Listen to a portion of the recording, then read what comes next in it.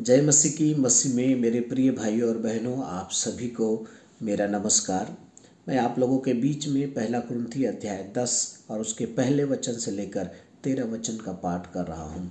आप सभी से घर में अवश्य पढ़ें। यहाँ पे इज़राइलियों के जीवन से हमें कुछ सीखने की ज़रूरत है। इज़राइलियों का जीवन हमारे लिए उदाहरण है, दृष्टांत है, कहानी है कि हम उनके जीवन को देखें, पढ़ें और हम उनके जैसे पाप ना करें और जो सच्चे हैं उनके जैसा हमारा जीवन बने।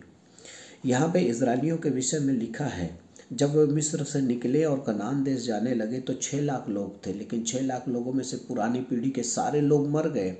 केवल पुरानी पीढ़ी में से 2 लोग यहोशू और काले भी कनान देश में पहुँच पाए। और यदि आप और मैं देखें तो इस वचन में इस प्रकार लिखा है 5वां पद में, परंतु परमेश्वर उनमें से बहुतों से प्रसन्न न हुआ, इसलिए वे जंगल में ढेर हो गए।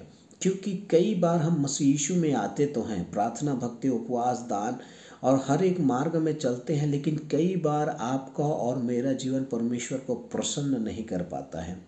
और प्रसन्न ना होने के कारण यही है कि हम मसीह के धर्म के मार्ग में चलते चलते कई बार इस्राएलियों के समान कई पाप में अपने जीवन को, परीक्षाओं में कई प्रकार के हम अपने आप को फंसा डालते हैं।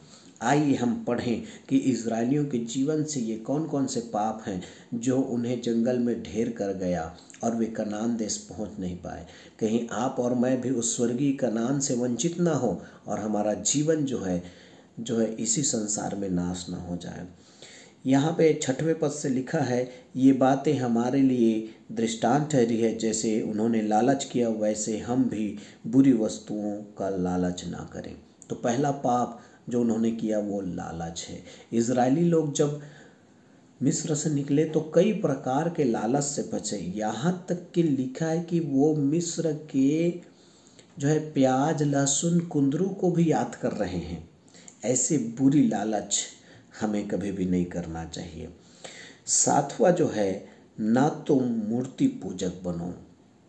प्रिय प्रभु के लोगों, यहाँ पे दूसरा पाप जो बताया गया है वो मूर्ति पूजा है। हमें किसी भी प्रकार के वस्तुओं का, जलचरों का, आकाश के पक्षियों का या किसी भी वस्तु का हमें मूर्ति पूजा नहीं करना है। और मूर्ति पूजा केवल यही नहीं है कि हम जब अगरबत्ती और नारियल लेकर या घुटने टेक कर माथा टेके। कई बार मूर्ति पूजा वह भी है जब हम परमेश्वर को छोड़कर किसी अन्य वस्तु को अपने जीवन में सबसे बड़ा श्रेष्ठ महत्व देने लगते हैं, तो वो भी हमारे लिए मूर्ति पूजा बन जाता है। कई बार टीवी देखना सबसे ज़्यादा, प्रार्थना से भी ज़्यादा, संगति से भी ज़्यादा, फिल्म देखने चले जाना या काम करने चले जाना या कोई धन संपत्ति या कोई स्थान या किसी भी प्रकार की वस्तु हो सकती है वो जो आपके और मेरे जीवन में परमेश्वर से श्रेष्ठ बनने का प्रयास करता हो, तो वो हमारे लिए मूर्ति पूजा है।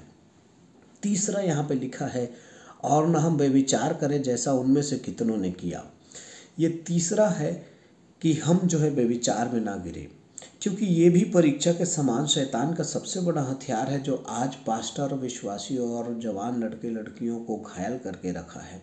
प्रियो, हमें व्यभिचार से बचना है। अपनी पत्नी होते हुए किसी दूसरे स्त्री की ओर, अपने पति होते हुए किसी दूसरे पुरुष की ओर हमें देखना नहीं चाहिए। जवान लड़के लड़कियां समय के पूर्व विवाह का आनंद लेना चाहते हैं, जो कि परमेश्वर के वचन के खिलाफ है। प्रिय प्रभु के लोगों, आपको और मुझे व्यभिचार से बचना चाहिए। और चौथा और अंतिम लिखा है 10वें पद में, और न तुम कुड़कुड़ाओ जिस रीति से उनमें से कितने कुड़कुड़ाए और नष्ट करने वाले के द्वारा नष्ट किए गए। प्रिय प्रभु के लोगों, हमें कुड़कुड़ाना भी नहीं। ये 4 पाप उन्होंने किया।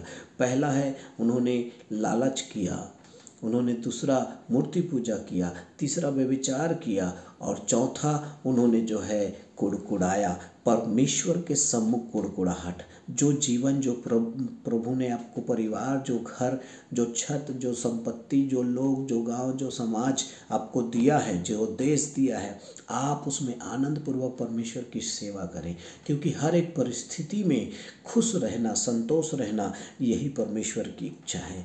और समय पर ही परमेश्वर हमें बढ़ाएगा और परमेश्वर हमारे लिए सब कुछ प्रबंध करेगा।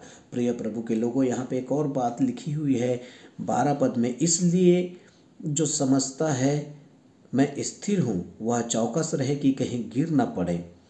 प्रिय प्रभु के लोगों, कई बार हम स्थिर हैं, हम मजबूत विश्वासी, मजबूत पास्टर हैं, सोचते तो रहते हैं, लेकिन याद रखिएगा बाइबल आपको और मुझे चेतावनी दे रहा है कि जो समझता है कि मैं स्थिर हूँ वो चेतावनी पाए, सावधान रहे कि वो कहीं गिर ना जाए।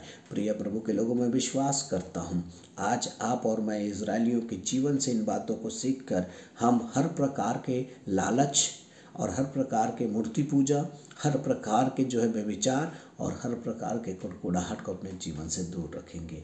मैं विश्वास करता हूँ परमेश्वर आप सभी को बहुत आया से आशीष दे। God bless you. जय मसीह की।